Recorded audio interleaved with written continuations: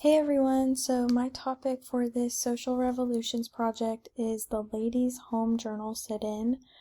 This happened March 18th, 1970, and if you don't know, the Ladies' Home Journal was a magazine, and their sort of motto was never underestimate the power of a woman. So keep that in your brain as we go through kind of what happened and kind of the irony of that statement. So, the Ladies' Home Journal was a magazine founded in the late 1800s, and it actually their last issue was July of 2014.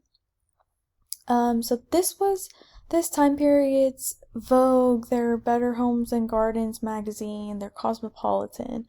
So those are the modern day kind of equivalents in my head from my understanding. It was a magazine geared towards women and domestic life. It was a trendsetter, but the kicker is that it was owned and operated primarily by men. So that's very interesting, and I would argue that men being the primary kind of brains behind the operation really set the stage for the sit-in to happen. So the content of this magazine covered fiction, nonfiction articles. Readers could write in and get featured in the magazine. So there was some interaction between readers and publishers. It was also a platform for muckraking during that time. It provided a space for people to bring social causes and social issues to kind of their media at that point. And it also aided in breaking racial barriers. For example, this cover is Naomi Ruth Sims. She was the first African American supermodel, and she was the first African American woman to be put on the cover of the Ladies' Home Journal magazine. So you could say that this magazine was progressive in so many ways, but however, it did kind of push a narrative of women being kept to domestic life. As you can see, these are some from the Ladies' Home Journal archives, actually. So these are real images of what some of the pages used to look like. So I find this one super interesting. Can a woman's hair be worn simply? You can see it's kind of fashion, everything that would be in a woman's magazine now, but kind of more for their time period. Like, for example, a dozen good work aprons. That would probably never be in a magazine today that us women would just pick up and be like, oh yeah, a dozen good work aprons. Like, this is very much significant, and it is very telling about the time period and what women were being advertised. So there was a group of feminists that were made up from the National Organization for Women, the Red Stockings, and the New York Radical Feminists. And essentially, they were upset with they felt exploited by this narrative that the Ladies' Home Journal was encouraging. And if we remember, it's a magazine primarily ran by men. So that being the foundation of it all kind of pushed this domestic life on women, and they felt like that was not keeping up with the times. They felt like women's role was adapting and they were expanding, and this magazine was kind of not encouraging that, and if anything, supporting these oppressive narratives. And keep in mind, this magazine is their media at that point. There's no social media, there's nothing like that. So, this was a really big deal. You know, we think today, okay, someone wrote something in a magazine, big deal. But back then, I feel we have to take it from a different perspective. So, Gloria Steinem, Dr. F actually talked about her a little bit in one of our discussion boards, I believe. So she was an occasional consultant and writer for the Ladies' Home Journal. She was one of very few women on on the staff. And she writes, in Outrageous Acts and Everyday Rebellions, she writes, one of its top two editors, she's speaking about the Ladies' Home Journal and her experience. So she says, one of its top two editors, both men of course, was so convinced that I was nothing like its readers, whom he described as mental defectives with curlers in their hair, that he used to hand me a manuscript and say, pretend you're a woman and read this. So that kind of shows you just the mindset and the belief system of the men that were running this magazine, and you could see why that would probably be upsetting to a group of progressive feminists. So the build up to the actual sit-in, obviously this magazine has content of beauty, homemaking, motherhood, but it also had this column in it called Can This Marriage Be Saved? And this was very, very off-putting for this feminist movement because they kind of marketed it as expert advice on your marriage, things like that. You can write in, tell us about your marriage problem. We'll tell you if your marriage can be saved. But a lot of the time, these problems actually were abusive, women in abusive situations, whether that be emotionally, physically, mentally. So, and a lot of the time the advice that was given and published in these magazines was kind of pushing this narrative of, okay, well, women do better, so you can make your man happy so he doesn't react like that. So it's kind of blaming the women. And in this article called Lock Up Your Wives, advice columns from decades past providing a chilling glimpse into the horrors of marriage counseling before feminism, Rebecca Onion writes, I also read a starkly misogynist version of proper wifeliness that shocked me in its matter-of-factness. We're used to thinking of the 1950s housewife as a vague, happy caricature on gift shop mugs and postcards, vacuuming in pearls, offering a post-work martini to the returning husband. In its intimate individual details, this advice column resurrects a sharper history, showing the array of cruelties that this kind of marriage could entail, the number of wives who resisted their roles, and the way that mainstream culture tried to put them in their place. So, I think this quote is great, and it's a perfect example of what was wrong with this column. So she's referencing this Can This Marriage Be Saved column. And I love the visual that she paints of this woman vacuuming in pearls, offering the post-work martini, but the reality of it was not that.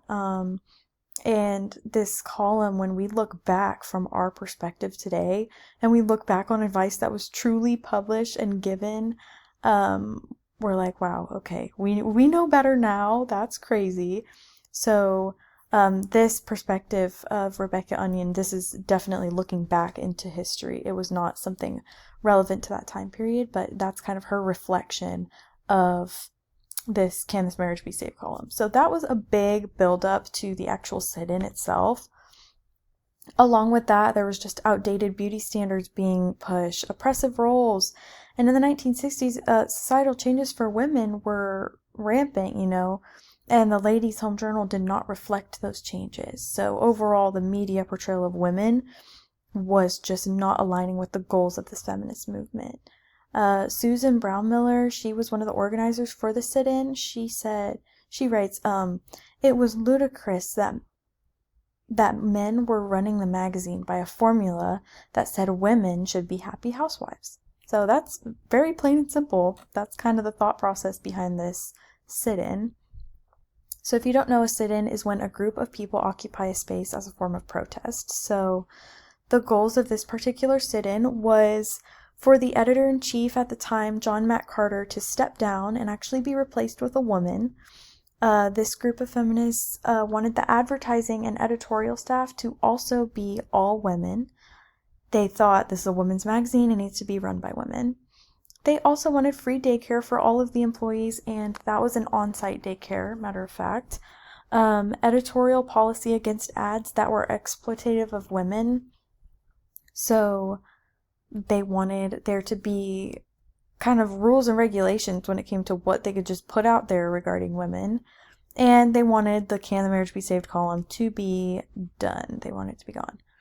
The sit-in itself lasted 11 hours, and it was primarily spent arguing back and forth with not only John Matt Carter, but also Lenore Hershey, who was the only senior female editor. But this sit-in was not entirely peaceful. That background image on my slideshow, that is a picture of the sit-in.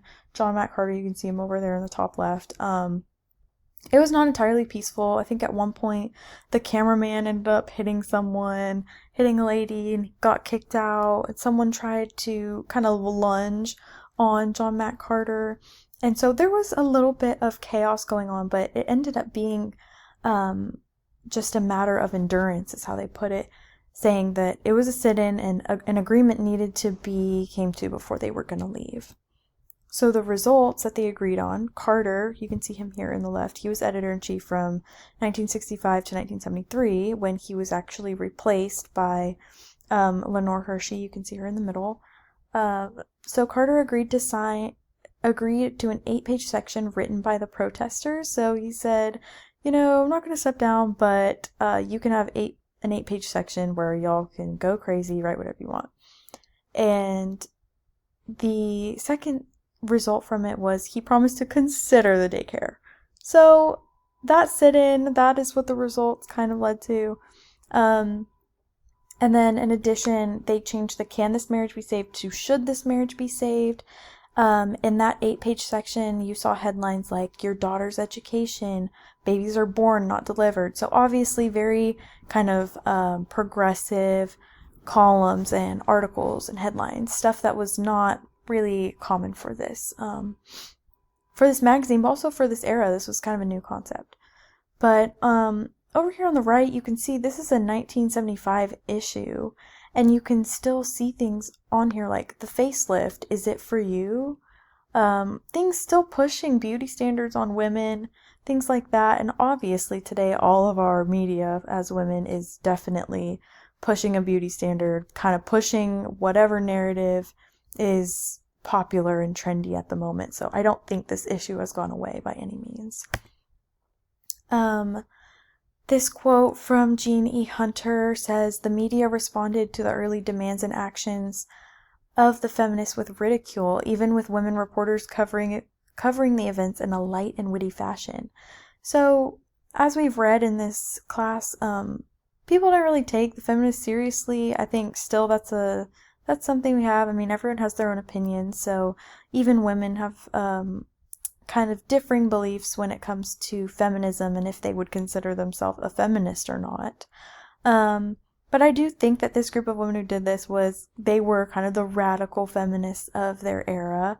So if we think radical feminism today, you can kind of see it and compare it in that way. But this was definitely a demonstration of 1970s feminism. It aimed to change the narrative that women were intellectually inferior to men, better suited for domestic life, overly emotional. They wanted to change that idea about women. It's important to note that feminism of this time period attracted women from all racial and political backgrounds. And some legislation that was, that kind of came rising out of this time period of the 1970s was Einstat v. Baird of 1972, which was the birth control case regarding an unmarried couple, and that they were protected by the Constitution to be administered birth control. Roe v. Wade, obviously, 1973, that a woman has the right to terminate her pregnancy by abortion. And the Pregnancy Discrimination Act of 1978, all of these things kind of coming from this push of the way women are viewed in politics, in the workforce, in every aspect, really. Broadly speaking, the social issue at the heart of this movement was the media portrayal of women not aligning with the goals of the feminist movement. And if you ask me, this is still an issue today, one that will likely continue, if not increase, because of the evolving standard for women and controversy of the media.